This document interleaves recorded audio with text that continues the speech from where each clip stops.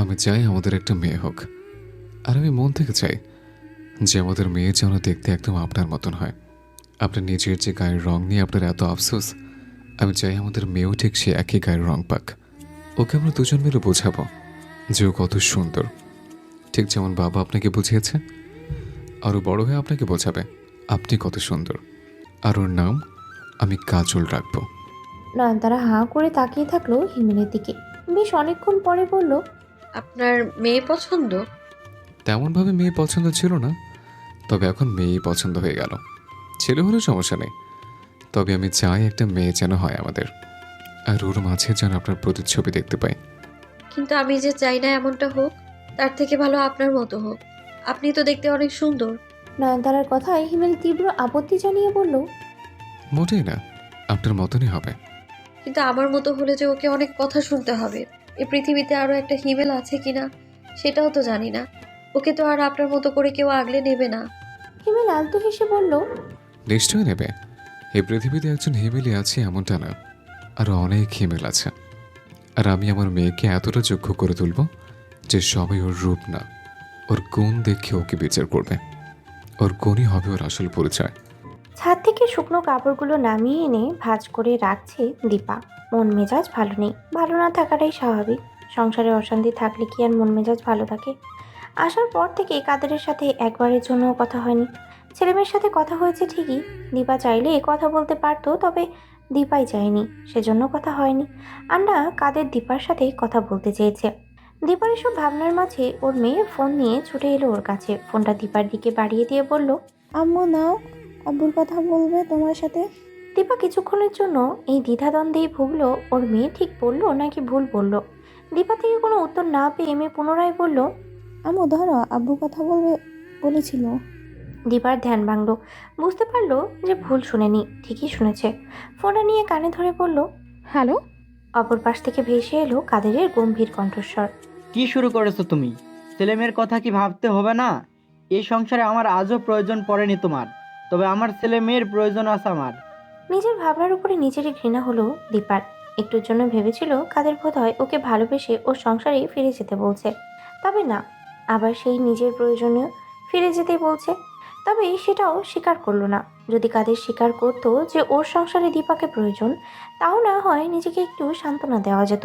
তবে কাদের এতটুকু মানসিক শান্তিও দীপাকে দিল না। ছেলে মেয়েকে যখন প্রয়োজন তবে ছেলে মেয়েকে নিয়ে যাও।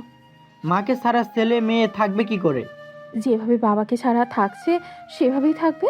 কাদেরের মেজাজ চটে গেল, কর্কশ গলায় বলল, এত দেমাগ ভালো না দীপা। তোমার এত বাড়াবাড়ির পরও তোমায় নিয়ে আমি সংসার করতে চাইছি।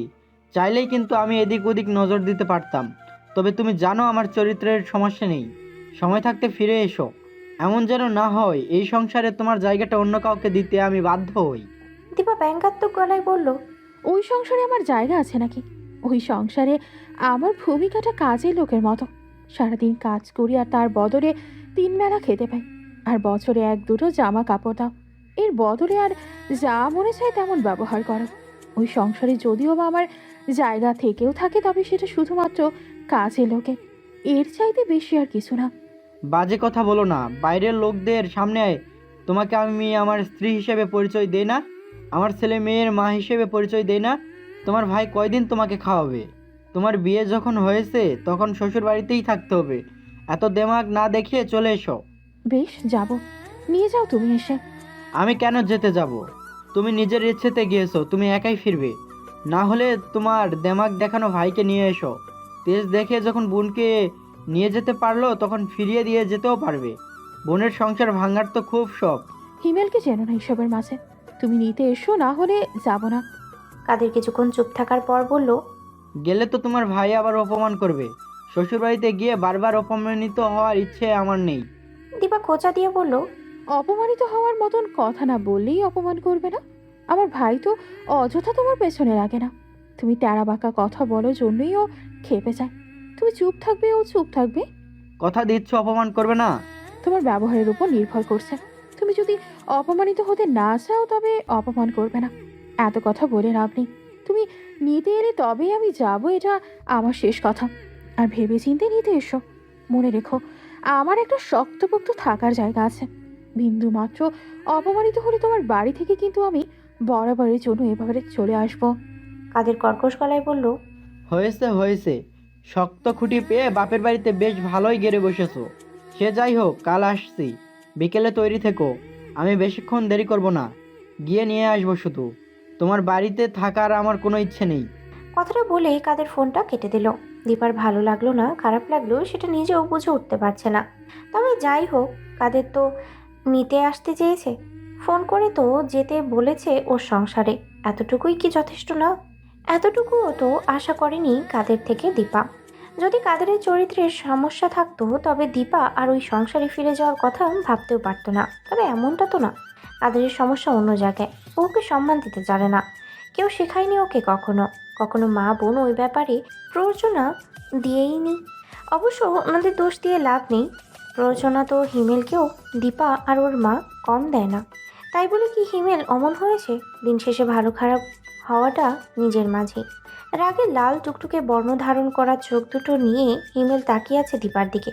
দীপা আবার ওই সংসারে ফিরে যেতে চাইছে, এই কথাটা হিমেল কোনো মতেই মেনে নিতে পারছে না। কি সমস্যা হচ্ছে এই বাড়িতে?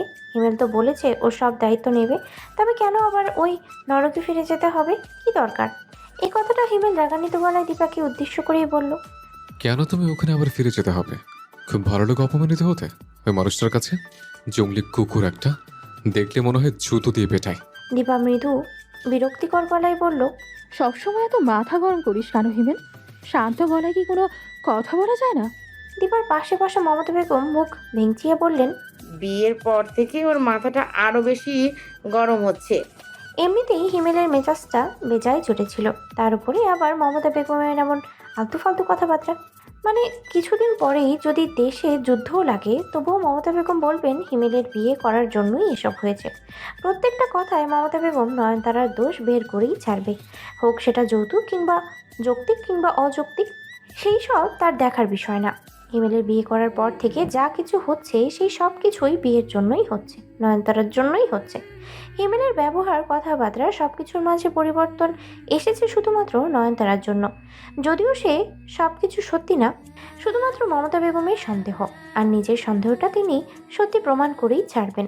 ভীষণ রাগ হলো হিমেলের মমতা বেগমের উপর, তবে তাও কিছু বলল না ওনাকে। পুনরায় দীপাকে উদ্দেশ্য করে বলল। এই কথাগুলো শোনার পরও কি আমার ঠান্ডা থাকে সাজে? যেখানে আমি নিজ দায়িত্বে তোমায় নিয়ে এলাম সেখানে তুমি আবার চলে যাবে? তোর দুলাভাই নিতে আসবে, আমি তো একা যাচ্ছি না। সে তো জানোয়ার ঠেলায় পড়েছে জন্য আসছে। যেও না আবার, ওরা আবার খাটাবে তোমায়। দীপা আলতো হেসে বলল। ওটা যে আমার সংসার হিমেল, দীর্ঘ 10 বছরের সংসার, আমার সংসার। তুই তো সবেমাত্র সংসারে জড়িয়েছিস। কয়েকটা দিন যাক, তারপর বুঝবি সংসারের মায়া কাকে বলে। মানুষটা যেমনই হোক, ওই পরিবারটা যেমনই হোক, কিন্তু আমি তো 10টা বছর কাটিয়েছি। 10টা বছর হলো যে মানুষের সাথে ঘর করছি, একই বিছানায় থাকছি, সেই মানুষটার প্রতি মায়া জন্মাবে না? তুই বল, যে সংসারের জন্য তোরা সবাই এত টাকা খরচ করিস, আমার বাবা মারা গেল, এই সামান্য কারণে এই সংসারটা ভেঙে ফেলবো? হিমেল বিস্ময় ভরা কণ্ঠে বলল। এটা তোমার কাছে সামান্য ব্যাপার মনে হচ্ছে আপা? হ্যাঁ, সামান্যই মনে হচ্ছে। মেয়েদের সম্মানকে কোন কালে করেছে? কোনো কালে সংসারে মেয়েদের দাম ছিল? মেয়েদের ইচ্ছে অনিচ্ছের মূল্য কয়জন পুরুষ দিয়েছে? হাতে গোনা কয়েকজন পুরুষ মানুষ মেয়েদের মূল্য দেয়। তবে আমার কপালে যে তেমন স্বামী জোটেনি। মানিয়ে গুছিয়ে নিয়েই তো সংসার করতে হয়। তোর মনে হচ্ছে আমি আমি নিজেই আমার আত্মসম্মান বিসর্জন দিচ্ছি? না, নয়তো আর কি। ভুল বললি। একটা কথা ভেবে দেখ, তোর দুলাভাইকে কিন্তু আমি আগে কল করিনি। আমি ওর সাথে কথাও বলতে চাইনি। আমি ওর সংসারে ফিরেও যেতে চাইনি। ও নিজেই সবটা করেছে, তবে কি ওরও সম্মানহানি হলো না? হিমেল অসহায় গলায় বলল। আমার মন মানছে না তাও আপা, ওকে আরেকটু শিক্ষা দেওয়া দরকার ছিল। দীপা স্মিত হেসে বলল। লেবু বেশি কষ্টারে তেতো হয়ে যায় হিমেল। মা বাবার হঠকারিতায় নেওয়া কিছু সিদ্ধান্তের সম্পূর্ণ প্রভাব পড়ে ছেলে মেয়ের ওপর। আমার ছেলে মেয়ে এখনও ছোট, ওদের বাবা মা দুজনকেই প্রয়োজন। সব থেকে বড় কথা, কাদের এখন বুঝে গেছে যে ও যেমন তেমন ব্যবহার আমার সাথে করতে পারবে না। তুই শান্ত হো দয়া করে, আর কাল কাদের এলে ওকে অপমান করিস না। ওকে নিজের মুখটা বন্ধ রাখতে বলো, তাহলে আমিও বন্ধ রাখবো। তবে যাই বলো, তোমার সিদ্ধান্তটা আমি কোনো মতেই সমর্থন করতে পারছি না। দীপা হিমেলকে আর কিছু বলল না, শুধু আলতো হাসলো। হিমেলকে বোঝাবে কি করে? বিবাহিত মেয়ে বাপের বাড়িতে থাকতে গেলে কত অপমান সহ্য করতে হয়, কত কটু কথা শুনতে হয়। একথা হিমেলকে বললে বলতো বলবে অন্যদের কথায় কান না দিতে। মানুষের কাজই আমাদের সমালোচনা করা, তবে সব সময় যে কান না দিয়ে থাকাও যায় না। সারাটা দিন রাত যখন সেই একই কথাগুলো মাথায় ঘুরতে থাকে তখন সেগুলোতে কান দিতেই হয়। অনিচ্ছা সত্ত্বেও সেই কথাগুলো ঘুরে ফিরে ভাবনার মাঝেই চলে আসে। তখন সেগুলো কান না দিয়ে থাকবে কি করে? ছেলে মেয়েগুলো যখন বাবার কথা বলে তখন কি দীপার খারাপ লাগে না? এই সংসারটা রোমানা আর নয়নতারার। দীপা চায় মাঝে মাঝে নিজের ইচ্ছে মতো কিছু করতে, তবে যে পেরে ওঠে না তখনই খারাপ লাগে না। যখন কথায় কথায় রোমানা খোঁচা দিয়ে বলে যে এটা দীপার সংসার না, এখানে যেন দীপা বেশি নাক না গলায়। যখন আত্মীয় স্বজন পাড়া প্রতিবেশীরা ইশারা ইঙ্গিতে কাদেরকে নিয়ে বাজে কথা বলে, বুঝিয়ে দিয়ে যায় যে ওরা বুঝতে পেরেছে দীপার সংসারে কোনো অশান্তি হয়েছে, তখন কি দীপার খারাপ লাগে না? বিয়ের পরে স্বামী ছাড়া যে এই সমাজে মেয়েদের দাম নেই। আর তার থেকেও বড় কথা, কাদেরের সব দিক খারাপ না। কজন মানুষ কত বড় একটা ঝামেলার পরেও আবার স্ত্রীকে ফিরিয়ে নিতে বলে, সেখানে তো কাদের আবার নিজেই নিতে আসছে। আর এটা নতুন নয়, বরাবরই ওদের মাঝে ঝামেলা হওয়ার পর বেশিরভাগ ক্ষেত্রে কাদেরই আগে কথা বলেছে। ঝামেলাটা মেটানোর চেষ্টা করেনি, হয়তো তেজ দেখিয়েছে শুধু। তবে যাই করুক না কেন, ঝামেলা শেষে মিটেছে। ছেলেমেয়ের কথা ভেবে হোক কিংবা নিজের সংসারে একটা কাজের লোকের অভাব থেকেই হোক, আসছে তো নিতে। এমনিতেও বাপের বাড়িতে আর কতদিনই বা থাকবে। ছেলে মেয়ে বড় হবে, ওদের খরচপাতি বাড়বে। হিমেল একা মানুষ, আর কত কিছুই বা সামলাবে। দীপারও তো যোগ্যতা নেই যে নিজে কোনো চাকরি বাকরি করে নিজের খরচটা চালাবে। অযথা হিমেলের ঘাড়ে বোঝা হয়ে চাপার প্রয়োজন নেই। দুদিন পর তো হিমেলের ছেলেমেয়ে হবে, কি করে সামলাবে ছেলেটা এত সব কিছু? শেষে যদি এত চাপ সামলাতে গিয়ে ওর বাবার মতো হিমেলেরও কিছু একটা হয়ে যায়, তার থেকে ভালো দীপা না হয় নিজের অসম্মানই একটু সহ্য করে নেবে, তবুও তার ভাইটা বেঁচে থাকুক। অফিস থেকে সব মিলিয়ে মোট 1 সপ্তাহে ছুটি পেয়েছিল নয়নতারা, যে ছুটির আর মাত্র একদিন বাকি আছে। এই বাড়িতে আসার পর থেকে মমতা বেগম সবসময় যে মেজাজ নয়নতারার সাথে কথা বলছে, তাতে চাকরির কথাটা মুখে তুলতে নয়নতারার কেমন যেন ভয় করছে। এদিকে হিমেলকে এগিয়েও যে সরাসরি কিছু বলবে তাতেও ভয় করছে। মানুষটা তো কিছু না শুনেই আবার চেঁচামেচি শুরু করে দিতে পারে। সব বিষয়ে প্রতিবাদ করা মানুষদেরকে নিয়ে এই একটাই ঝামেলা, শুনবে না কিছু, বুঝবে না কিছু, অযথা চেঁচামেচি করবে। তবে হিমেলকে না জানিয়েও তো উপায় নেই। সরাসরি গিয়ে মমতা বেগমকে কোনো মতে নয়নতারা এই কথাটা বলতে পারে না। ওনাকে দেখলেই ভয়ে গলা শুকিয়ে যায়, হাত পা কাঁপে। ভরসা একমাত্র হিমেল। আগামীকাল থেকে হিমেলকেও অফিসে জয়েন করতে হবে। ওর ওই একদিন আগেই ছুটি শেষ। ল্যাপটপে আগে ভাগে কিছু কাজ এগিয়ে রাখছে। এমন সময় চা বানিয়ে এনে নয়নতারা ঘরে ঢুকলো। নয়নতারা চায়ের কাপটা হিমেলের কাছে রেখে বলল, ঠান্ডা হয়ে যাবে, আগে খেয়ে নিন। হিমেল আর চোখে তাকিয়ে দেখলো একটা কাপই এনেছে। ল্যাপটপের উপর থেকে মনোযোগ তুলে নয়নতারাকে উদ্দেশ্য করে বলল। তুমি খাবে না? চমকে উঠল নয়নতারা, নিজের কানকেই ভুল ভাবলো। হিমেল তো আপনি করে ডাকে, তবে তুমি করে বলবে? বলবে কে? ডাকটা শুনতেই কেমন অদ্ভুত লাগলো। কিছু বলবেন? নয়নতারার অস্বস্তি জড়ানো গলায় প্রশ্নের প্রেক্ষিতে হিমেল বেশ স্বাভাবিক গলায় বলল, বললাম তুমি চা খাবে না, তোমার কাপ কই? কথাটা শুনতে যেমন নয়নতারার অস্বস্তি হলো, ঠিক তেমনই বলতে হিমেলেরও অস্বস্তি হলো। তবে নয়নতারাকে বুঝতে দিলে চলবে না। এতদিন তো আপনি আপনি করে ডেকেছে, তবে হিমেলের মনে হয়েছে এবার সম্পর্কটা তুমিতে আসা দরকার। হিমেল না এগোলে নয়নতারা তো জীবনেও আগে তুমি বলে রাখবে না, তাই প্রথম পদক্ষেপটা হিমেলকেই নিতে হলো। তবে এখন ডাকার পরে মনে হচ্ছে ডাকটা বেশ অদ্ভুত শোনালো। মনে হচ্ছে এর আগে কখনো না তুমি করে কাউকে ডেকেছে, না তুমি করে কাউকে ডাকতে শুনেছে। এতটাই অদ্ভুত লাগছে ডাকটা। তবে নয়নতারা খুব বেশিক্ষণ ঘোরের মাঝে থাকতে পছন্দ করলো না। দ্রুত নিজেকে স্বাভাবিক করে নিয়ে বলল, না, আমি খাবো না, আপনি খান। একা একা খেতে ভালো লাগবে না, তোমার জন্য নিয়ে এসো। আর নেই, শেষ হয়ে গিয়েছে সবাইকে দিয়ে। হিমেল ল্যাপটপটা বন্ধ করে পাশে রেখে সোজা নয়নতারার দিকে দৃষ্টি রেখে বলল, একটা কাপ নিয়ে এসো, যাও। কি করবেন? তুমি নিয়ে এসো না।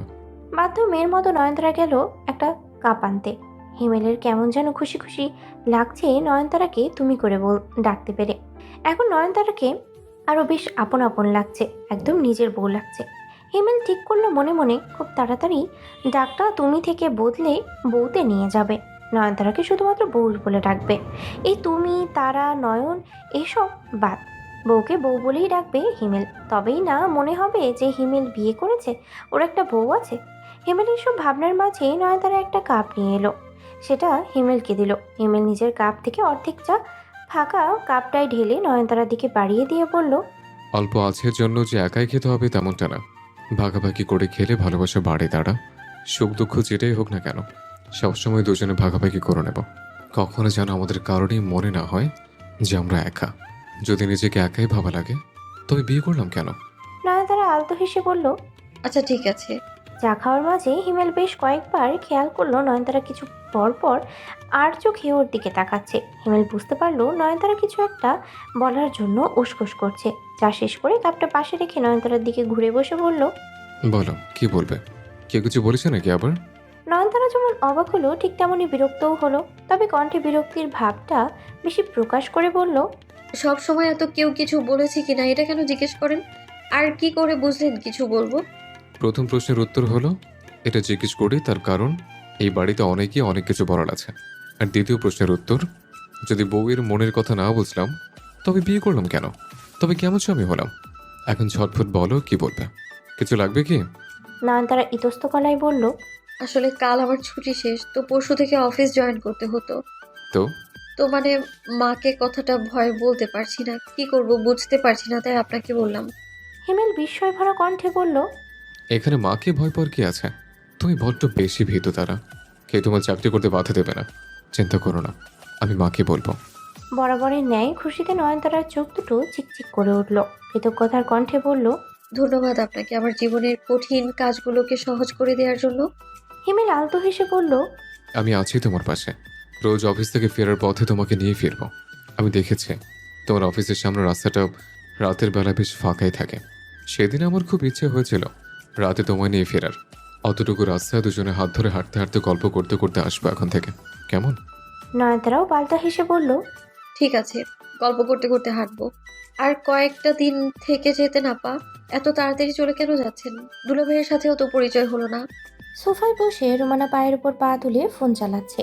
এর মাঝে নয়নতারার কথাটা কানে গেল। বিরক্ত হলো বেশ, বিড়বিড় করে বলল, ন্যাকামু। রোমানা যেমন বিরক্ত হয়েছে ঠিক তেমনই দীপা একটু অবাকও হলো নয়নতারার কথা শুনে। রোমানা কখনো ওকে বলেনি চলে যাওয়ার সময় থেকে যাওয়ার কথা। নয়নতারা মন থেকে বলেছে নাকি শুধুমাত্র ভালো সাজার জন্য বলেছে সেটা দীপা জানে না, তবে বলেছে যে এতটুকুই যথেষ্ট। নিজেও স্বাভাবিক গলাতেই বলল, থাকলাম তো অনেক দিন, এবার ফিরে যাই নিজের সংসারে। বাপের বাড়িতে আর কয়দিনই বা থাকা যায়? নয়নতারা আলতো হেসে বলল, যে কয়দিন ইচ্ছে হয় সে কয়দিনই থাকবেন। বাড়িটা ফাঁকা ফাঁকা লাগবে বাচ্চারা চলে গেলে, ওদের সাথে সময় কাটাতে তো ভালো লাগতো। দীপার ভালো লাগলো নয়নতারার আন্তরিকতায়। নিজেও এবারে পাল্টা হেসে বলল, আবার আসবো না সময় করে। আচ্ছা ঠিক আছে, নিশ্চয়ই আসবেন আবার। দীপার পাশে দাঁড়ানো মমতা বেগম একটু গম্ভীর গলায় নয়নতারাকে উদ্দেশ্য করে বললেন, সে তো আসবেই আমার মেয়ে, তুমি কবে আসতে বলবে সে অপেক্ষায় বসে থাকবে নাকি ও? নয়নতারা একটু অপমানিত হলো, তবে তারপরও জোরপূর্বক হাসার চেষ্টা করে বলল, আমি তেমন ভাবে বলিনি মা। বলার চেষ্টাও করো না, এটা আমার মেয়ের বাড়ি, ওর যখন ইচ্ছা তখন আসবে। আমিও তো সেটাই বললাম মা। থাক, আর কিছু বলতে হবে না। নিজের মায়ের এমন ব্যবহারে দীপা নিজেও বিরক্ত হলো। আসলেও চিরকাল দুর্বলের উপরে সব অত্যাচার নির্যাতন চলে। মমতা বেগম কখনো রোমানাকে এভাবে বলতে পারবেন না। আর যদিও বা দুই একবার বলেও ফেলেন তবে রোমানা ঠিক উচিত জবাব দিয়ে দিবে। পরে হয়তো হাসানের কাছে গিয়ে নালিশও করবে। তবে মমতা বেগম খুব ভালো করেই জানেন নয়নতারা এসবের কিছুই করবে না। হিমেলকে গিয়ে নালিশ করা তো দূরে, নিজেও কোনো উচ্চ বাক্য ব্যয় করবেন না মমতা বেগমের সাথে। সেই জন্য নয়নতারাকেই সব কিছু সহ্য করতে হবে। নিজের মাকে অনেক কিছু বলতে ইচ্ছে করলো দীপার, তবে এখানে নয়নতারার সামনে বলা যাবে না, আলাদাভাবেই বলতে হবে। ব্যাগপত্র গুছিয়ে কাদেরের আসার জন্য অপেক্ষা করছে দীপা। কাদের আসার আগে হিমেল এলো। দেখলো দীপা আর বাচ্চারা তৈরি হয়ে বসে আছে, কিছু বলল না হিমেল। কোনো কথা বলার ইচ্ছেই হলো না দীপার সাথে। সরাসরি নিজের ঘরে চলে গেল। ফ্রেশ হয়ে বেরিয়ে এলো, সোফার উপরে বসে একবার আর চোখে রোমানাকে দেখে নিল। সারাদিন যেই কাজ সেইটাই করছে, ফোন চালাচ্ছে। হিমেল এসে বসতেই কলিং বেল বেজে উঠল। দীপা বুঝতে পারলো যে কাদের এসেছে। দরজা খুলতে যাওয়ার আগে অনুরোধের স্বরে হিমেলকে কোনো উদ্দেশ্য করে বলল, হিমেল, তুই কিন্তু চুপ থাকবি, কোনো আজে বাজে কথা বলবি না। হিমেল ঠোঁট বাঁকিয়ে হেসে বলল, সেটা নির্ভর করছে তোমার স্বামী কি বলবে তার উপরে। যাও দরজাটা খুলে দাও, দেরি হলে আবার সমস্যা হবে। দীপা তাড়াহুড়ো করে দরজা খুলে দিতে গেল। ওর সাথে মমতা বেগমও এগিয়ে গেল। মমতা বেগম কাদেরকে ভিতরে আসতে অনুরোধ করলেন, তবে কাদের ভিতরে আসতে আপত্তি জানালো। দীপাও অনেকবার বলল, তবে কাদের তাও আসতে চাইল না। নয়নতারা হিমেলকে বলল, চুপচাপ বসে আছেন কেন? আপনার বাবার অবর্তমানে তো এইসব দায়িত্ব আপনাকেই পালন করতে হবে। জামাই মানুষ একটু জোর না করে চলে নাকি? যান ভেতরে আসতে বলুন। হিমেল কণ্ঠে একরাশ অনীহা সমেত বলল। ওই লোকটা এই বাড়িতে না ঢুকলে আমি খুঁজে যাবো তারা। নয়নতারা মৃদু বিরক্তি সমেত বলল, সবসময় এত তেড়ামো করে চলে না।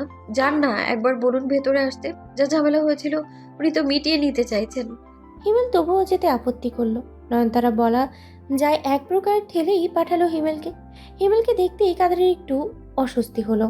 ঠিক একইভাবে কাদেরকে দেখে হিমেলেরও একটু অস্বস্তি হলো। তবে হিমেল খুব তাড়াতাড়ি নিজেকে স্বাভাবিক করে নিয়ে স্বাভাবিক গলায় কাদেরকে উদ্দেশ্য করে বলল। ভিতরে আসুন।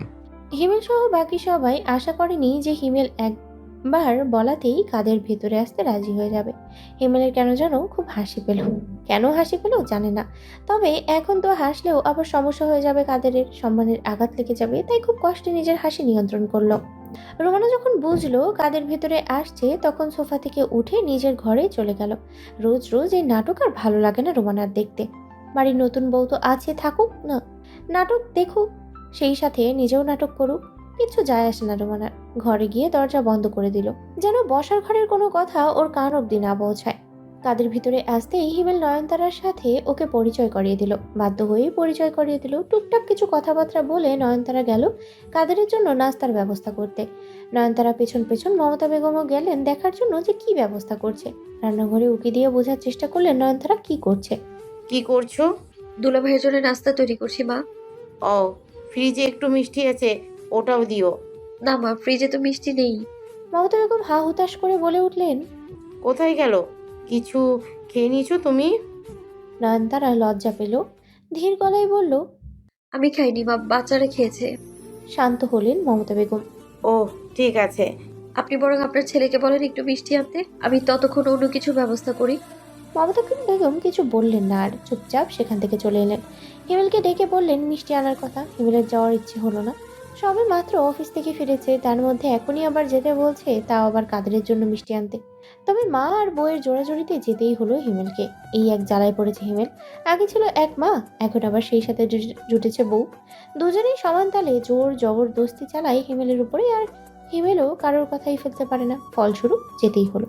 কাদেরের বেশ ভালো লাগলো নয়নতারার ব্যবহার। এর আগে এই বাড়িতে এলে রুমানা তো কখনো এভাবে সম্মান করেনি, আপ্যায়ন তো দূরের কথা।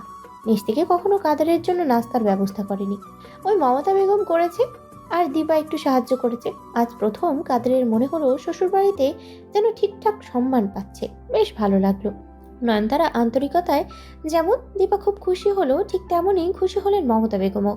দীপা যদিও কৃতজ্ঞতা প্রকাশ করলো নয়নতারার কাছে, তবে মমতা বেগম করলেন না।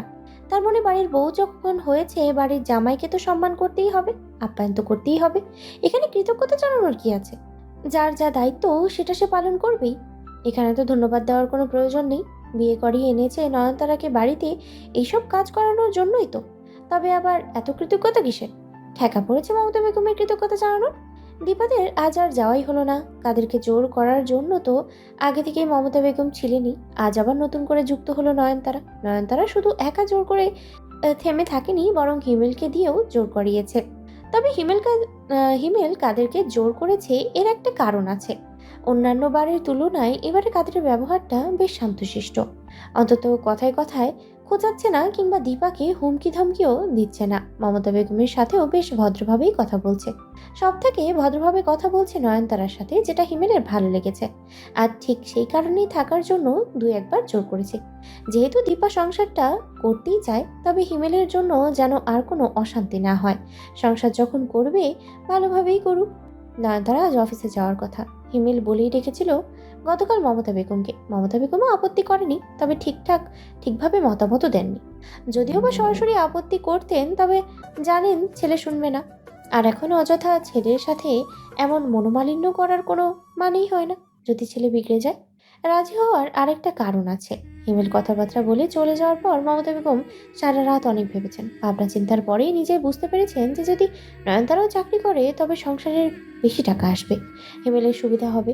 যদি নয়নতারা চাকরি বাকরির জন্য বাড়ির কাজে কোনো রকম অসুবিধা করে তখন না হয় ওইসব দেখা যাবে, তবে আপাতত নয়নতারা চাকরি করাটাই বেশি সুবিধাজনক মনে করলেন। সেই জন্যই রাজি হয়েছেন। এই কয়েকদিন শ্বশুরবাড়িতে থেকে নয়নতারা একটা কথা খুব ভালোভাবে বুঝে গেছে, রোমানাকে দিয়ে কোনো কাজ হবে না। রোমানা খুব বেশি হলে শুধুমাত্র নিজের প্রয়োজনে নিজের জন্য কফি বানাতেই পারে, এর থেকে বেশি আর রান্নাঘরে কোনো কাজ নেই। পুরো বাড়ি গোছাবে না, শুধু গোছাবে নিজের ঘরটুকু। যেহেতু অফিসে যাবে তাই সকাল সকালই ঘুম থেকে উঠলো নয়নতারা। নয়নতারার ফিরতে ফিরতে বেশ অনেকটাই রাত হবে।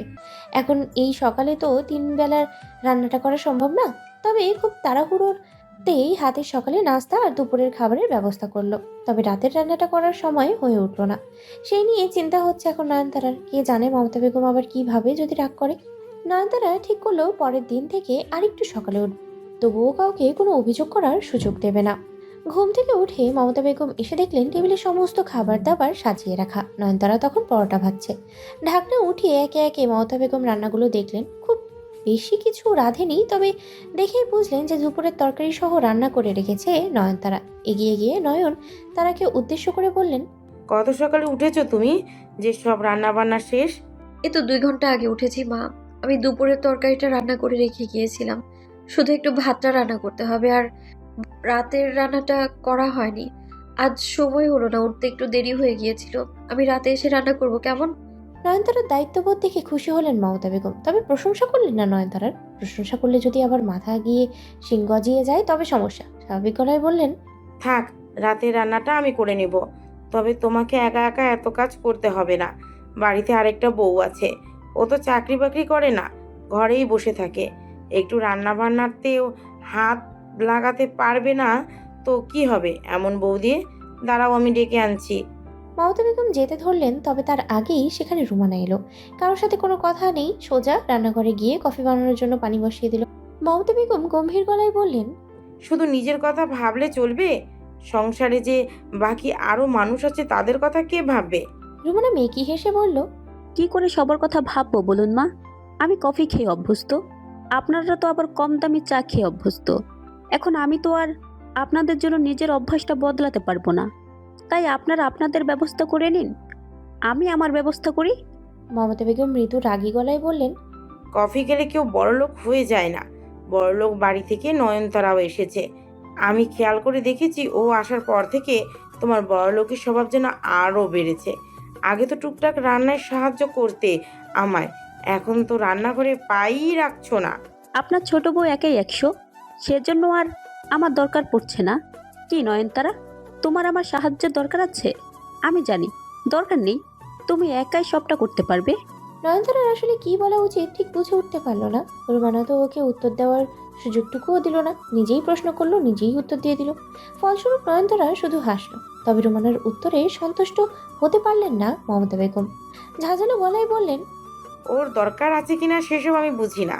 সংসার যখন 2 বউয়ের, তখন 2 বড় মিলেই কাজ করবে। ওর তো চাকরি আছে, তোমার তো সেসব নেই, বাড়িতে বসে থাকবে।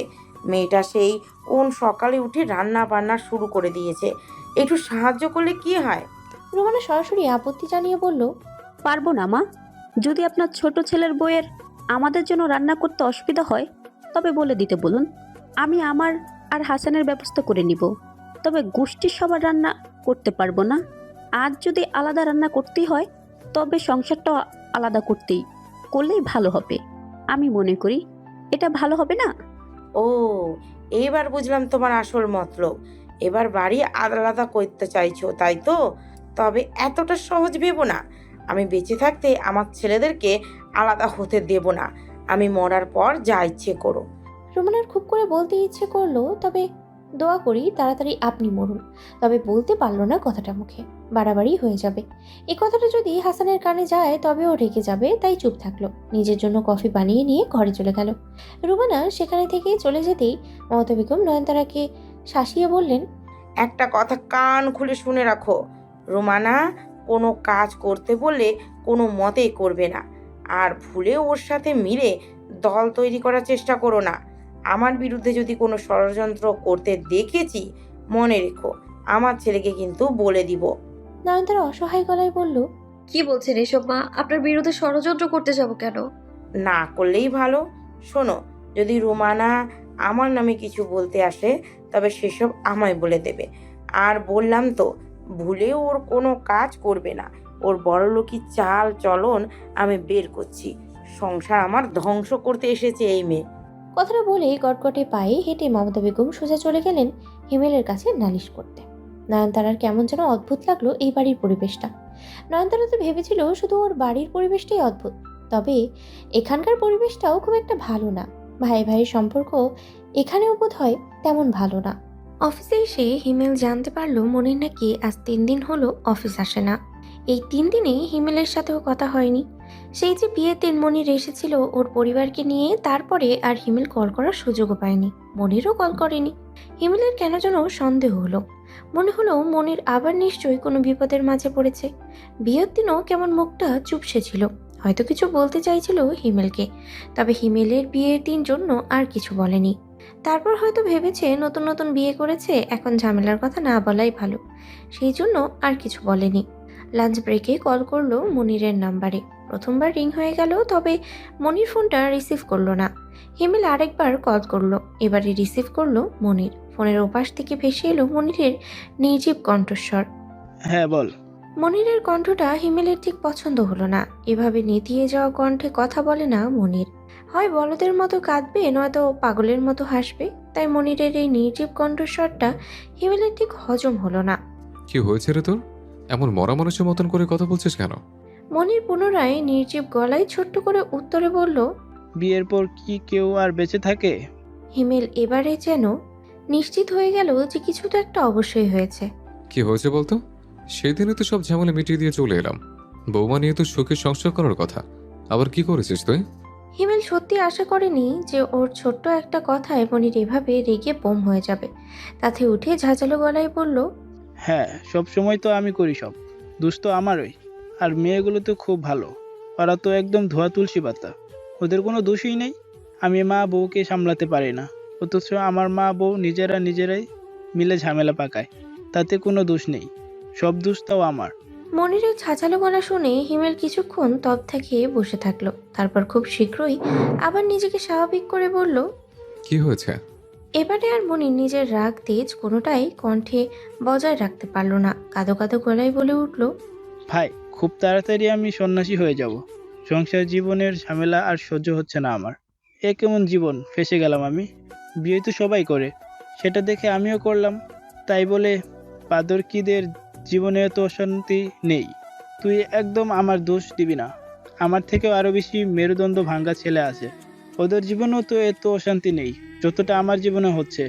যেহেতু বউ আর মায়ের সমস্যা, তার মানে হিমেল নিশ্চয়ই যে কোনো গুরুত্বপূর্ণ সমস্যা না।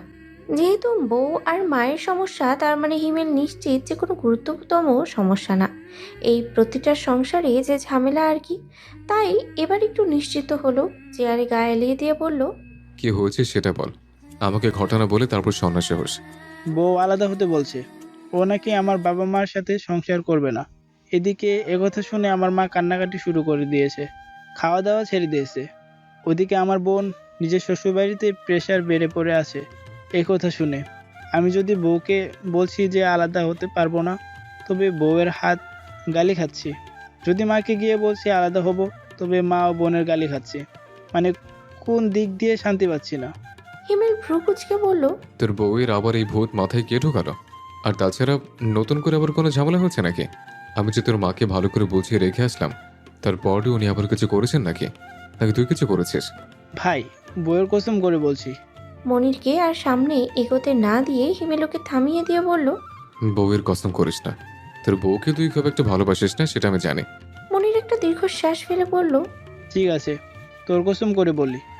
হিমেল আতকে উঠে বলল, মোটেও না, তো একটু মিথ্যুক। সবে মাত্র বিয়ে করেছে। যদি আমার কিছু হয়ে যায়, তোর এই মিথ্যা কুসুমের জন্য মেরে ফেলবো তোকে। আমি আমার বউকে খুব ভালোবাসি। মনিরের বুক চিরে একটা দীর্ঘশ্বাস বেরিয়ে এলো। আহা, কি সুন্দর জীবন হিমেলের।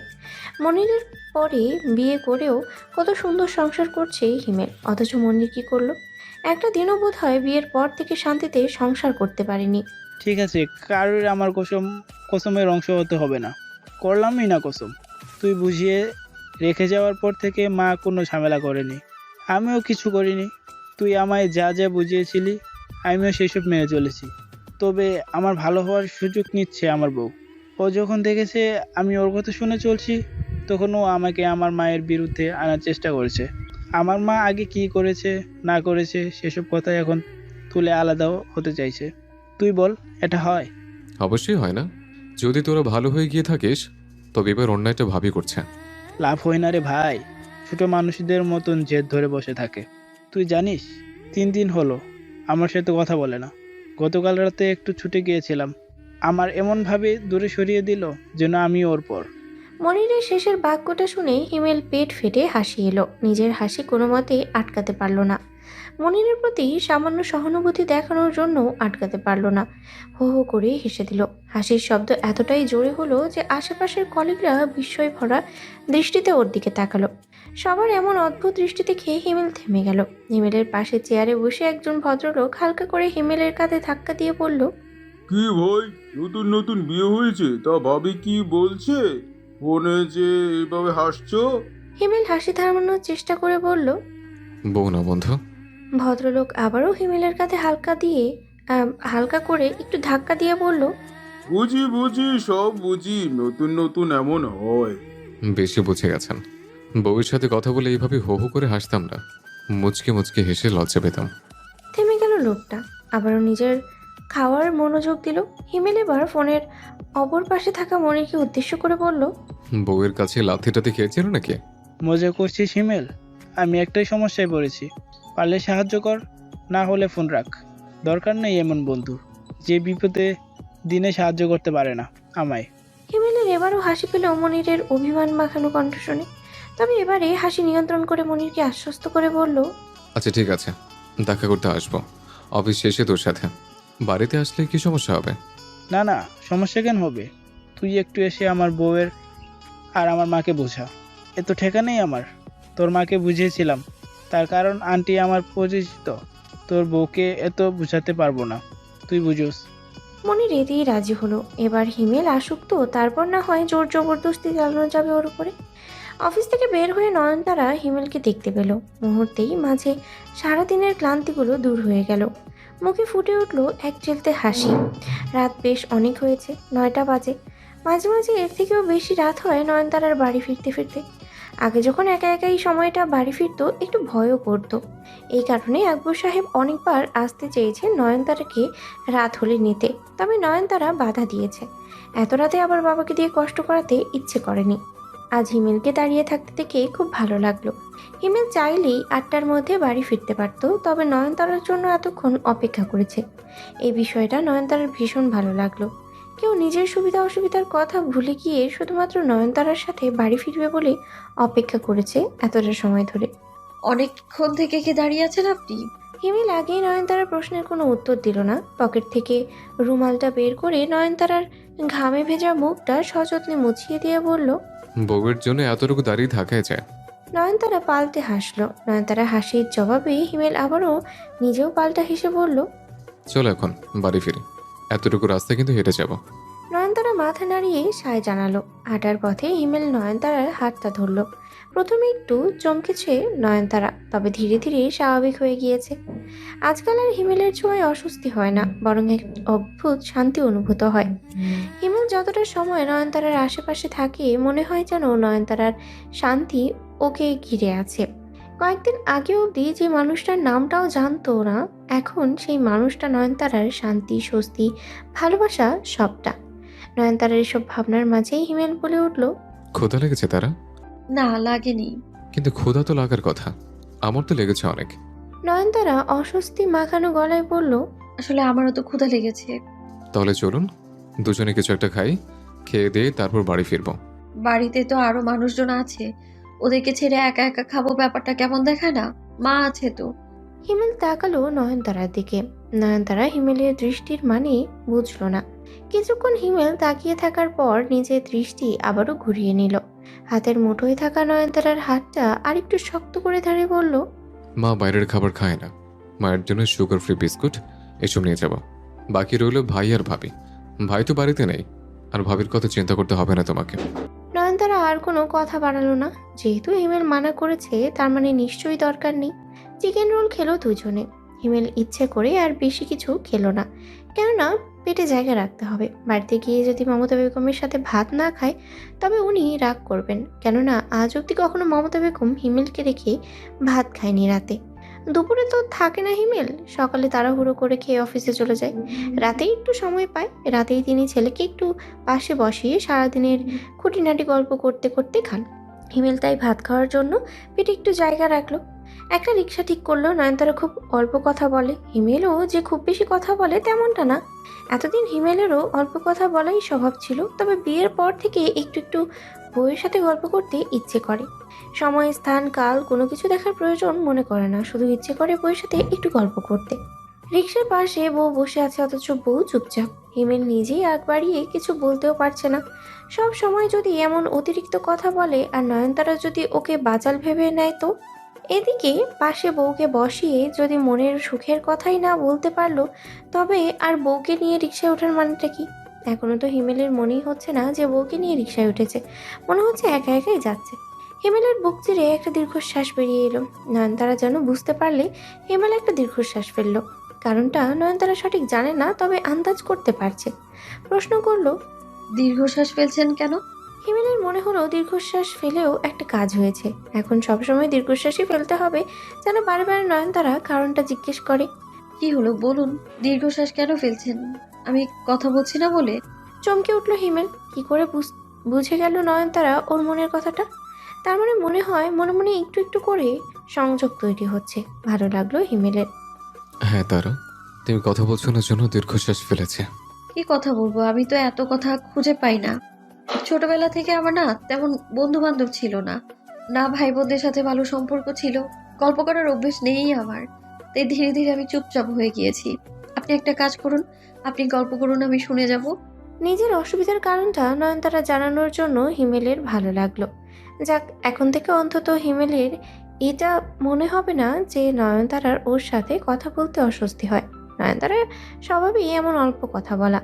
গল্প করতে করতে দুজনের বাড়ি ফিরলো। কলিং বেল বাজাতেই দরজাটা খুলে দিলেন মমতা বেগম। নয়নতারাকে হিমেলের সাথে আসতে দেখে পেলেন একটা স্বস্তির নিঃশ্বাস ফেলে বললেন, যাক, তুমি তাও হিমেলের সাথে ফিরেছো। আমি তো চিন্তায় ছিলাম, এত রাতে মেয়ে মানুষ একা একা ফিরবে কি করে, তাও আবার বাড়ির বউ। মমতা বেগম যে নয়নতারার জন্য চিন্তা করেছে এতটুকু ভেবে নয়নতারা শান্তি পেল হিমেলও। মমতা বেগমের জন্য আনা কিছু খাবার আর ওষুধপত্র হিমেল ওনার দিকে বাড়িয়ে দিয়ে বলল, তুমি চিন্তা করবে না মা, আমি প্রতিদিন ওকে নিয়েই ফিরবো। ভেতরে আসতেই দেখলো রুমানা সোফায় বসে পা নাচাচ্ছে আর ফোন চালাচ্ছে। হিমেল অবাক হয় রুমানাকে দেখে। সারাদিন তাই বলে কিভাবে এইভাবে শুধু শুয়ে বসে ফোন চালাতে পারে একটা মানুষ? জীবনের কোনো উদ্দেশ্য নেই, এছাড়া আর কোনো কাজ করতেই তার ভালো লাগে না, এটাও স্বাভাবিক। বিয়ে করেছে কেন যদি সংসার করার ইচ্ছেই না থাকে? শুধু শাশুড়ি আর স্বামীর মাথা খাওয়ার জন্যই কি বিয়ে করেছে? আর মাঝে মাঝে একটু দেওর আর ননদকে খোঁজা দেবে, এই তো কাজ রুমানার। এছাড়া তো আর কোনো কাজ নেই। হিমেল সোজা নিজের ঘরে চলে যেতে ধরলে পেছন থেকে রোমানার কণ্ঠ ভেসে এলো। রোমানা হিমেলকে কিছু বলেনি, বলল মমতা বেগমকে খোঁজা দিয়ে। মা, বাড়ির বউদের নিয়ম কানুন নিয়ে তো আপনি খুব কঠোর ছিলেন। তা বাড়ির বউ রাত 10টার দিকে বাড়ি ফিরল, এই নিয়ে আপনার কোনো অভিযোগ নেই? কিছু বলবেন না যে ছোট ছেলের বউকে? থেমে গেল হিমেল। মমতা বেগমের রোমানার সাথে ঝগড়া হয়েছিল সেই সকালে, তারপর থেকে তিনি আর রোমানার সাথে কোনো কথা বলেননি। রোমানার এই প্রশ্নের উত্তরটাও দিলেন না। নয়নতারা বলে উঠল, আমার কাজ ছিল ভাবি, সেজন্যই দেরি হয়েছে। তা কি এমন কাজ করো যে রাত 10টা অবধি বাড়ির বাইরে থাকতে হয়? নয়নতারা পরবর্তী উত্তরটা দেওয়ার আগেই ওর কানে হিমেলের কণ্ঠস্বর ভেসে এলো। বেশ গম্ভীর গলায় নয়নতারাকে উদ্দেশ্য করে বলল, আমি তোমার থেকে কখনো কোনো জবাব দিয়ে চেয়েছি যে তুমি কি করে এত রাতে অফিসে? নয়নতারা দুই দিকে মাথা নাড়িয়ে বলল, না। তবে আর কাউকে কৈফিয়ত দেওয়ার কোনো প্রয়োজন নেই। আমি কৈফিয়ত চাইলে আমাকে দেবে, আর মা চাইলে মাকে দেবে, বাদ বাকি আর কাউকে না। আর ভাবি, আপনাকে বলি, আপনি তো চাকরি বাকরি করেন না, তাই সারাদিন অফিসে কি হয়, কতটুকু সময় অফিসে থাকতে হয়, সে বিষয়ে আপনার কোনো জ্ঞান নেই। আর যে বিষয়ে জ্ঞান নেই সে বিষয়ে কথা না বলাই ভালো। চুপচাপ ফোন চালাচ্ছেন, চালেন না। হিমেলের কণ্ঠ শুনে মমতা বেগম দাঁড়িয়ে গেলেন। রোমানার কথা ওনার পছন্দ না, তবে নয়নতারার হয়ে হিমেলের এত কথা বলাও ওনার পছন্দ হলো না। রোমানা আবারও খোঁজা দিয়ে বলল, বিয়ে হতে না হতেই বইয়ের হয়ে ঝগড়া করা শুরু করে দিয়েছো হিমেল? তা মা, এতদিন তো শুধু আমার দোষ হতো। আমি নাকি আপনার বড় ছেলেকে আপনার পর বানিয়ে দিয়েছি।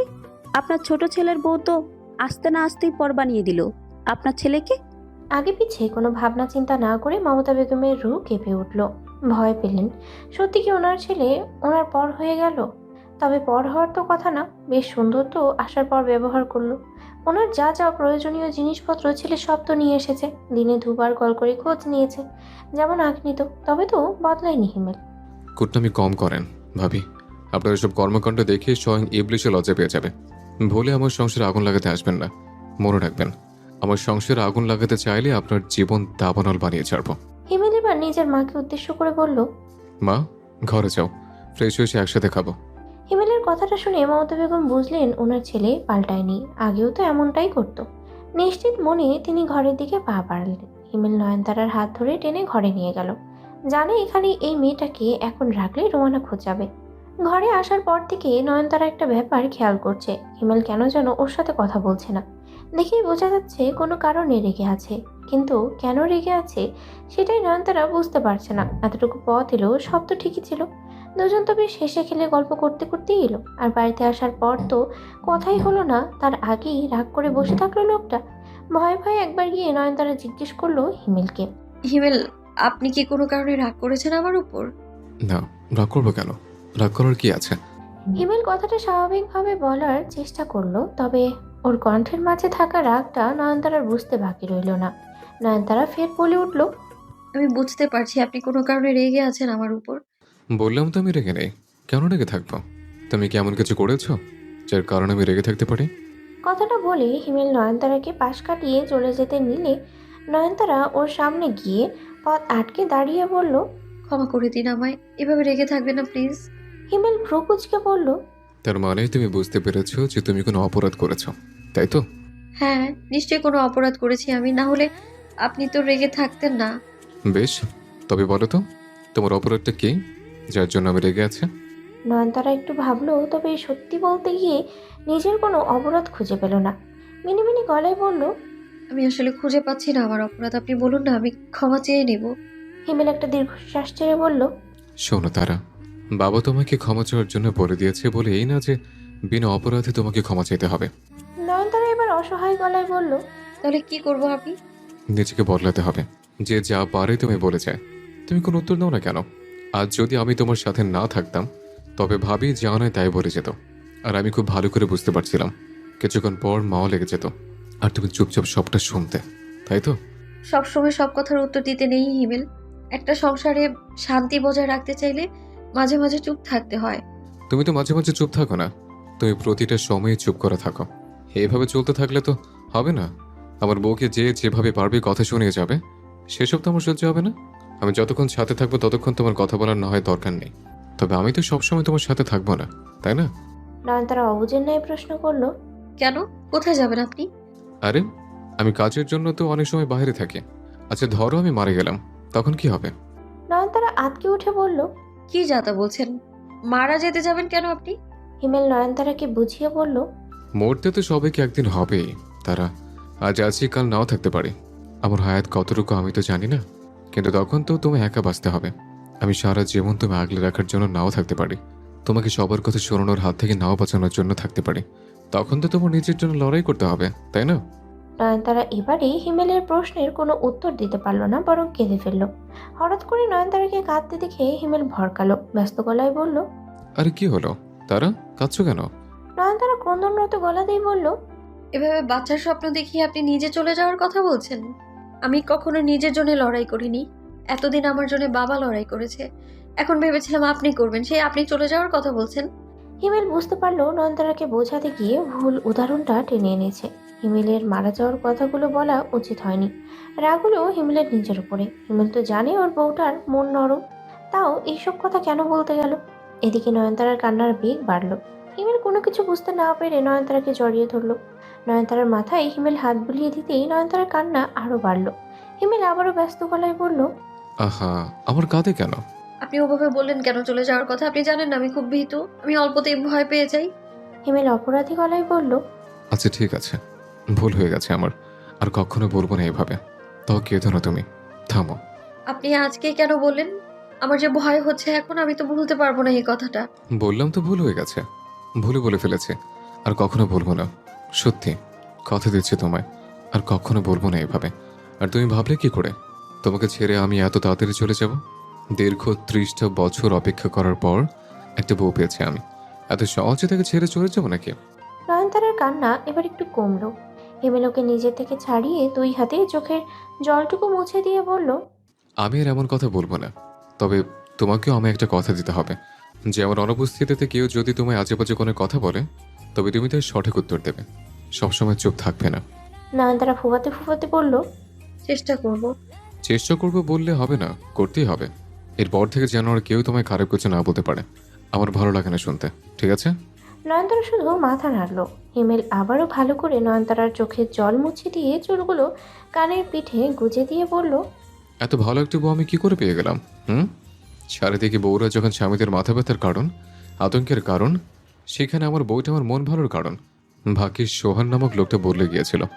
ভাগ্যিস এই নয়নতারা নামক ফুলটা হিমেলের বাগানে ফুটেছিল। নয়নতারাও আলতো হেসে বলল, আর ভাগ্যিস এই হিমেল নামক মানুষটাকে আল্লাহ আমার স্বামী বানিয়ে পাঠিয়েছিল। চাকরির সূত্রে শহরের বাইরে গিয়েছিল 2 দিনের জন্য হাসান। ফিরতে অনেকটাই রাত হলো। দরজার বাইরে দাঁড়িয়ে থেকে ভাবলো কলিং বেল বাজিয়ে সবার ঘুম নষ্ট না করে সরাসরি রোমানাকে কল করা যাক। রোমানা তো জানতো যে হাসান আসবে, নিশ্চয়ই জেগে আছে। দরজা খুলে নিজের জন্য এতগুলো উপহার দেখলেই খুশি হয়ে যাবে। নিজের ভাবনা অনুযায়ী কল দিল রোমানার নাম্বারে। রিং হয়ে গেল, তবে রোমানা কলটা রিসিভ করলো না। হাসান আরেকবার কল দিল, তবে রোমানা আবারও রিসিভ করলো না। হাসান এবার বুঝতে পারলো নিশ্চয়ই ঘুমিয়ে পড়েছে। বাধ্য হয়ে কলিং বেলই বাজালো। কিছুক্ষণ পর মমতা বেগম এসে দরজা খুলে দিলেন। ছেলেকে দেখতেই তার চোখ মুখ খুশিতে উপচে পড়ল। এত রাত হলো ফিরতে বাবা, তোর জন্যই জেগেছিলাম, ভিতরে আয়। হাসান ভিতরে এলো ব্যাগপত্র নিয়ে। মমতা বেগম নিজেই দরজাটা বন্ধ করে দিলেন। হাসান ব্যাগগুলো রেখে সোফায় গায়ে এলিয়ে দিয়ে বলল, রুমানা কোথায় মা? ঘুমিয়ে পড়েছে নাকি? মমতা বেগম মুখ ভেঙচিয়ে বললেন, তোর বইয়ের এত সময় আছে নাকি যে তোর জন্য জেগে বসে থাকবে? মা বেঁচে আছে জন্যই এখনো জেগে বসে আছে, বউয়েরা এসব করবে না। হাসান একটু হেসে বলল, আচ্ছা ঠিক আছে, হয়েছে, তুমি এখন যাও, ঘুমিয়ে পড়ো। খাবার খেয়ে দেবে তোকে? কি ভেবেছিস তোর বউ ঘুম থেকে উঠে তোকে খাবার গরম করে দিবে? উঠবেও, তুমি যাও, ঘুমিয়ে পড়ো, আমি ওকে ডেকে তুলছি। কিছু বলল না হাসান। উঠে চলে গেল নিজের ঘরে। দরজাটা খোলাই আছে, তবে ঘরের ভেতরটা অন্ধকার। হাসান ঘরে গিয়ে আগে লাইটটা জ্বালালো। দেখলো বিছানায় ঘুমাচ্ছে রুমানা। লাইট জ্বালাতে ওর ঘুমের সমস্যা হলো। একটু নড়ে চড়ে উঠলো। পিটপিট করে চোখ খুলে তাকিয়ে দেখলো হাসান দাঁড়িয়ে আছে। রোমানাকে চোখ খুলতে দেখেই হাসানের মুখে একটু হাসি ফুটে উঠলো। কিছু বলতে চাইলো, তবে মুহূর্তের মাঝেই হাসানের ভালো মেজাজটা খারাপ হয়ে গেল রোমানার কর্কশ কণ্ঠস্বরে। লাইট জ্বালাচ্ছ কেন হিমেল? দেখছো না আমি ঘুমাচ্ছি? দপ করে হাসানের হাসিটা নিভে গেল। শান্ত গলাতেই বলল, আমি এলাম, তাও ঘুমাবে? দেখো, তোমার জন্য অনেক কিছু নিয়ে এসেছি। অনেক কিছু নিয়ে এসেছে। হাসানের এই কথাটা রোমানার মন গলাতে পারল না, বরং কিঞ্চিত বিরক্তিকর গলায় বলল, ঘুম ধরেছে আমার, আমি এখন ঘুমাবো। যা নিয়ে এসেছো সকালে দেখবো। আর শোনো, টেবিলে খাবার রাখা আছে, খেয়ে ঘুমিয়ে পড়ো, আমাকে বিরক্ত করো না। আর লাইটটা প্লিজ বন্ধ করে দাও, তোমার তো কোনো কাজ নেই এই রুমে এখন। রোমানা নিজের মতো করে কথাগুলো বলে আবারও খুব সুন্দরভাবে ঘুমিয়ে পড়ল। হাসান কিছুক্ষণ হাঁ হয়ে তাকিয়ে থাকলো রোমানার দিকে। বাইরে মমতা বেগমকে বলল রোমানা নাকি খাবার গরম করে দেব, অথচ এই মেয়ে তো উঠলই না। খারাপ লাগলো বোধ হয় হাসানের একটু, তবে খুব বেশি মন কষ্টও নিল না। লাইটটা বন্ধ করে দিল। ফোনের ফ্ল্যাশ লাইট অন করে জামা কাপড় বের করে ওয়াশরুমে চলে গেল ফ্রেশ হতে। ফ্রেশ হয়ে হাসান ভাবলো নিজেই খাবারগুলো গরম করে খেয়ে নেবে। যেহেতু মমতা বেগমকে বলেই দিয়েছিল ঘুমোতে যেতে রোমানা গরম করে দেবে খাবার, তাই ওনাকে তো এখন আর পাবে না, আর ওনাকে ডাকাও যাবে না। আবার হয়তো রোমানাকে বকাবকি শুরু করবে। আর তাছাড়া হাসানের এটা শুনতেও বারবার ভালো লাগবে না যে 2 দিন পর কাজ থেকে বাড়ি ফেরার পর ওর স্ত্রী ওকে দেখে বিশেষ কোনো অনুভূতি নেই, চুপচাপ নিজের মতো ঘুমাচ্ছে। তবে রান্নাঘরে এসে হাসান একটা ভিন্ন চিত্র দেখলো। নয়নতারা খাবারগুলো গরম করছে আর একটু দূরে দাঁড়িয়ে ওকে দিক নির্দেশনা দিচ্ছে মমতা বেগম। হাসান ভাবলো নিশ্চয়ই মমতা বেগম নয়নতারাকে ঘুম থেকে তুলে নিয়ে এসেছেন। নিজেরই খারাপ লাগলো, অপরাধবোধ কাজ করলো। সেদিকে এগিয়ে গিয়ে মমতা বেগমকে উদ্দেশ্য করে মৃদু রাগী কণ্ঠে বলল, তুমি আবার নয়নতারাকে তুলতে গেলে কেন মা? মমতা বেগম হাসানের সেই প্রশ্নের উত্তর না দিয়ে একটু খোঁচা মেরে বলল, কি বউ উঠলো না তাই তো? বলেছিলাম উঠবে না, মা ছাড়া এসব কেউ করবে না। রুমানা ওঠেনি ভালো কথা, ওর মাথা ব্যথা করছে তাই ঘুমিয়েছে। আমি করে নিতাম, তোমাকে তো ঘুমোতে বলেছিলাম, তুমি আবার নয়নতারাকে তুলতে গেলে কেন? আমি তুলিনি ওকে। হিমেলের বইয়ের হিমেলের মতনই আক্কেল জ্ঞান আছে। ও জানতো তুই রাত করে ফিরবি, সেই জন্য ঘুমায়নি মেয়েটা। আমি জানতামই তোর বউ ঘুম থেকে উঠবে না। আমি আসছিলাম খাবারগুলো গরম করতে, তখন দেখি ও এসেছে। মমতা বেগমের কথায় সায় জানিয়ে নয়নতারাও বলল, হ্যাঁ ভাইয়া, মা আমাকে ডাকেনি। আমি জেগেছিলাম, হিমেলও জেগে আছে। কেন যেন হাসানের অস্বস্তি হলো। কি অদ্ভুত ব্যাপার না, নিজের স্ত্রী ঘুমিয়ে গেল অথচ ভাইয়ের বউ দায়িত্ববোধ থেকে জেগে আছে। তবুও যে মেয়েটা কয়েকদিন হলো এই বাড়িতে এসেছে। আজ প্রথমবারের মতো রোমানার দায়িত্বহীনতার জন্য হাসানের একটু রাগ হলো। এর আগেও রোমানা এমন কাজ বহুবার করেছে, তবে কখনো এতটা রাগ হয়নি, কিন্তু আজ একটু রাগ হলো। সেই সাথে ওর জন্য নয়নতারা এত রাত অবধি জেগে আছে সেটা ভেবে খারাপ লাগলো। হাসানের সব ভাবনার মাঝেই নয়নতারা বলল, ভাইয়া আপনি বসুন, আমি খেতে দিয়ে দিচ্ছি। তোমরা সবাই খেয়েছ? হিমেল খেয়েছে? হ্যাঁ উনি খেয়েছেন, ডাকবো ওনাকে? না থাক, তুমিও গিয়ে ঘুমিয়ে পড়ো, খাবার তো গরম করে দিয়েছ, আমি বেড়ে খেয়ে নেব। নয়নতারা আলতো হেসে বলল, কোনো ব্যাপার না ভাইয়া, আপনি খান, আমি আছি। আর তাছাড়া এত তাড়াতাড়ি ঘুমাই না আমি। মমতা বেগম বেশ খুশি হলেন নয়নতারার ব্যবহারে। অন্তত নয়নতারার কয়েকদিনের ব্যবহারে রোমানার থেকে বেশি সন্তুষ্ট তিনি নয়নতারার উপরে। মেয়েটা একদমই বেয়াদব না, কখনো তার মুখে মুখে একটা তর্কও করেনি। বরং মমতা বেগম যদি কখনো খোঁচা দিয়েছেন তবে চুপচাপ হাসি মুখে সবটা সহ্য করে নিয়েছেন। আর নয়নতারা যেই কথাগুলো হিমেলের কানেও দেয়নি সেটাও মমতা বেগম জানেন, কেননা হিমেলের কানে এই কথাগুলো দিলে এতক্ষণে হিমেল চলে আসতো ওনাকে বোঝাতে। যাক, ভালো লাগলো নয়নতারার ব্যবহার। তিনি বুঝলেন এই মেয়েকে দিয়ে সংসার হবে। সকালে ঘুম থেকে উঠে ফ্রেশ হয়ে রোমানা আগে হাসানের ব্যাগপত্র নিয়ে বসলো। কি কি এনেছে রোমানার জন্য সেসব তো দেখতে হবে। ব্যাগ থেকে বেশ অনেকগুলো 3 পিস বের করলো। তবে কথা হলো সবগুলো একই রকমের, একই রঙের, একই প্রিন্টের। কিন্তু কথা হলো এক জিনিস এতগুলো এনেছে কেন? রোমানা একটা 3 পিস আর কবারই বা পরবে। অনেক ভাবনা চিন্তা করে শেষে ঠিক করলো বাকিগুলো নিজের বোনদের দিয়ে দেবে। সবকিছু রোমানা আলমারিতে তুলে রাখলো। এত শব্দতে হাসানের ঘুম ভেঙে গেল। চোখ মেলে উঠে বসে দেখলো রোমানা এক এক করে সবকিছু আলমারিতে তুলছে। ততক্ষণে হাসানের ঘুমটা অনেকটাই হালকা হয়ে গেছে। বিছানার একপাশে রাখা 3 পিসগুলো ইশারায় দেখিয়ে বলল, এখানে একটা তোমার আর বাকি 3টা মা, আফা আর নয়নতারাকে দিয়ে দিও। থেমে গেল রোমানা। আলমারিটা বন্ধ করে হাসানের দিকে তাকিয়ে প্রশ্নাত্মক গলায় জিজ্ঞেস করলো, কাকে দিব? হাসান স্বাভাবিক গলায় বলল, মা, আফা আর নয়নতারাকে। রোমানা বিস্ময় ভরা কণ্ঠে বলল, তুমি ওদের জন্য এনেছো? হ্যাঁ। আমার জন্য যেটা এনেছো ওদের জন্য সেটাই এনেছো? হ্যাঁ। আর আমার বাড়ির লোকদের জন্য কি এনেছো? হাসান এবারও বেশ স্বাভাবিক কণ্ঠেই বলল, কিছুই না, প্রত্যেকবার তো তোমার বাড়ির লোকদের জন্যই আনি, আমার বাড়ির লোকদের জন্য তো আনি না। তারপরেও সবার জন্য আনা ইচ্ছে ছিল, তবে টাকা ছিল না, অনেক খরচা হয়ে গেছে, বারবার এত খরচা করা সম্ভব না। রোমানা মৃদু রাগী কণ্ঠে বলল, বাবা, নিজের মা বোনদের জন্য কেনার টাকা হয়, অথচ যেই আমার মা বোনের জন্য কেনার কথা এসেছে অমনি এত খরচ করা অসম্ভব হবে না? তুমি দুদিনের নয়নতারার জন্য কিনতে পারলে, অথচ আমার বোনের জন্য কিচ্ছু কিনতে পারলে না। হাসান কিঞ্চিত বিরক্তিকর গলায় বলল, তোমার জন্য তো অনেক কিছুই এনেছি, সেখান থেকে কিছু একটা দিয়ে দিও তোমার বোনকে। রোমানা রাগান্বিত গলায় বলল, কেন? আমার ভাগের জিনিস কেন দিব? তুমি আলাদা করে কেন আনলে না? আবার ওদের জন্য যখন আনলে না, নিজের বাড়ির লোকদের জন্য কেন আনলে? হাসান নিজের রাগটা নিয়ন্ত্রণ করার চেষ্টা করে বলল, দেখো রুমানা, অযথা একটা বিষয় নিয়ে অশান্তি করো না। কাজের সূত্রে যেখানে যাব সেখান থেকে যে পুরো গোষ্ঠীর জন্য আমাকে উপহার আনতে হবে তেমনটা কিন্তু না। আর প্রত্যেকবারই তো তোমার পরিবারের জন্য আনি, আমার মা বোনের জন্য কোনোবারই কিছু আনিনি, তাই এই নিয়ে আর কোনো কথা হোক আমি চাই না। রোমানা বিছানার উপর থেকে সবগুলো 3 পিসের প্যাকেট নিয়ে মেঝেতে ছুঁড়ে ফেলে বলল, ঠিক আছে দাও, তুমি তোমার মা বোন আর ভাইয়ের বউকে। দরকার নেই আমার, ওদের সাথে মিলিয়ে জামা আমি পরবো না। আর যা আমি পরবো না, যা আমার না, সেটা আমার ঘরে থাকবে না। এক্ষুনি নিয়ে গিয়ে দিয়ে দাও, নয়তো আমি কিন্তু ফেলে দিব। রোমানার ব্যবহারে হাসান অবাক হলো। হ্যাঁ, হাসান জানে যে রোমানা ওর পরিবারকে খুব একটা পছন্দ করে না, তবে এতটা ঘৃণা জমেছিল সেটা জানতো না। আর সেটা তখনই প্রকাশ করলো যখন হাসান ওদের জন্য কোনো উপহার এনেছে। এতদিন কেনেনি, সেই জন্য বোধহয় তেমনভাবে প্রকাশও পায়নি। তোমার আচরণ কিন্তু অত্যন্ত খারাপ হয়ে যাচ্ছে রুমানা। জামাগুলো তুলে রাখো। রোমানা কাটকাট গলায় বলল, বললাম তো, যা আমার না সেগুলো আমার ঘরেও থাকতে পারবে না। তোমার জন্য ওখানে একটা আছে, তোমারটা নিয়ে বাকিগুলো রেখে দাও, আমি দিয়ে দেবো ওদেরকে। বললাম না, যা ওরা পড়বে তা আমি পরবো না। আমার একটা স্ট্যাটাস আছে।